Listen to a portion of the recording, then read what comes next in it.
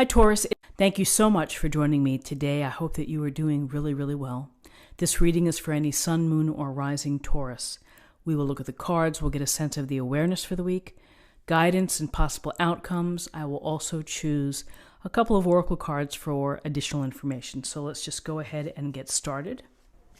So we have the Page of Swords, we have the Ace of Cups, and we have the Star Major Arcana. So the Page of Swords, we see this page here standing, looking directly at someone or perhaps in some direction, has his sword ready in his hand. When we think of swords, we think of challenges, may think of obstacles. We also think about our thoughts, our thinking in general, our reasoning, our logic, our ways of figuring things out to make it work in our life.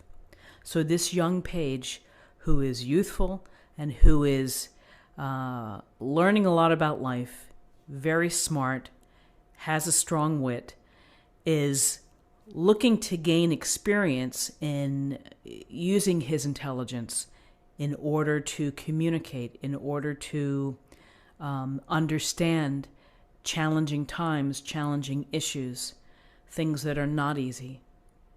So we always get a sense that there's this sense of waiting, of having to be ready for what's coming your way. And so how the energy of this Page of Swords would approach a problem, a setback, or just some type of dynamic in a relationship is that he's going to look for truth. He's going to look to communicate clearly based on the facts, based on what he knows. Again, I think when we see the Page of Swords, it's a sense of being ready to think, you're ready for yourself to think things through, to use your own smarts as you are entering in a situation, as you are existing within a situation, whether it's a family matter, a relationship matter, a work matter. We all have these little scenarios that kind of take grip. And so we have to think logically, how are we going to handle this? And so the page, instead of the emotional component, he's looking at the data. He's looking at the evidence as he moves along. So helpful energy, my feeling is that there's a sense of having to be mindful, to pay attention, and to watch what's going on, and to be ready to use your smarts and your intelligence to handle it. So then we have the glorious Ace of Cups. It's a beautiful card. It's a beautiful thought. Everything about the Ace of Cups is so wonderful to see. These gifts or blessings from the universe, where the universe is saying, here's an opportunity for you, for emotional happiness, for delight, for love in your life. It doesn't always have to be romantic love. It can be the love of a dear friend, a business partner, your family members, but it is telling you that your relationships are going to be good. Your health and your happiness is going to be wonderful. And what the Ace of Cups would tell you is to be honest in your relationships, be authentic in your relationships, be real. And this is how you build intimacy. This is how you build a greater connection. Because the Ace of Cups, it's about connecting. It's about not shutting down your emotions, not keeping them inside, but to say, what's in your heart. I would also say with the Ace of Cups, of sharing your emotions, is that sometimes if things are not quite right, that you share them in a sympathetic or empathetic way. Again, it's the honesty of the conversation when you are able to honestly tell someone what's going on with you, and then they're sharing their part. That's the depth and the beauty of a successful and emotionally rewarding relationship.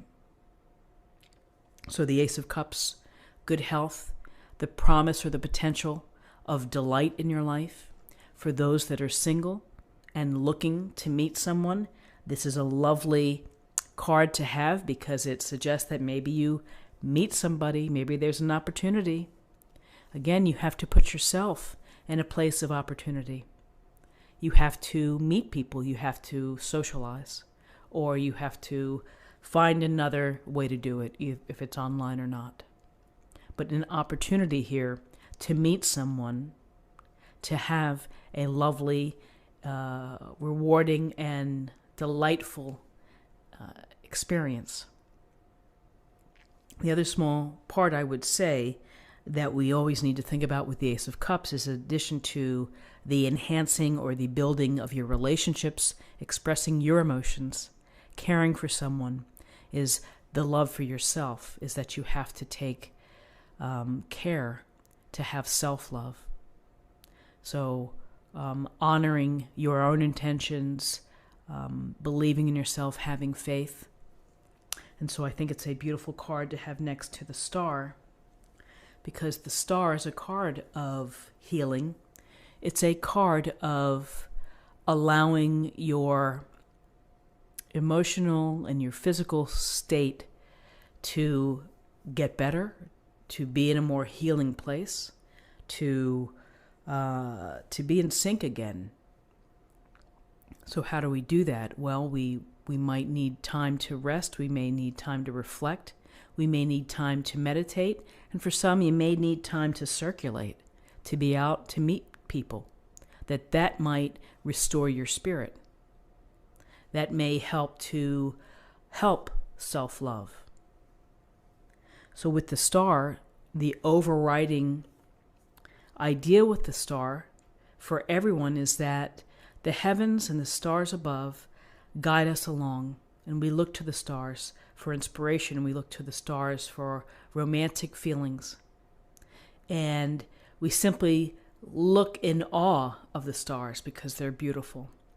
And the stars' energy is beautiful because it's the idea to you is that no matter if times are challenging, or you have a setback, or you have a tower moment, the Star would tell you to don't lose faith, have optimism about your future, believe in your future, let the universe direct you, receive the messages, listen carefully, do your part of self-work. And the universe sends these little signals down, and so it's picking up, as I always say, picking up the breadcrumbs, following the breadcrumbs. Where does it lead you? And with that mindset of just thinking that everything is going to be okay, that brings peace. It can bring peace. So it's really such a beautiful and simple message of having faith that the universe, that God, that divine source is leading you. And it's up to you to take care of your vessel, your head and your heart and your soul. And that delight and joy can be yours. You know, when we express our emotions, when we are real, when we are invested in others and in these relationships, and then when we are using our smarts too, to think about and to handle any situations that arise, that are challenges, that are obstacles, that are out of our typical, daily existence. That sometimes these things come in and you're like, "Whoa, I gotta deal with that." So you sit down and you think about it. So let's take a look at what we have for the numbers for the day. We have 17, 18, 19. 19 reduces to 10, and 10 reduces to 1, and 1 is about a new beginning, possibly. Being inspired, absolutely. Leadership and being an original. So be yourself. And then finally, let's choose an oracle card for an affirmation for the day.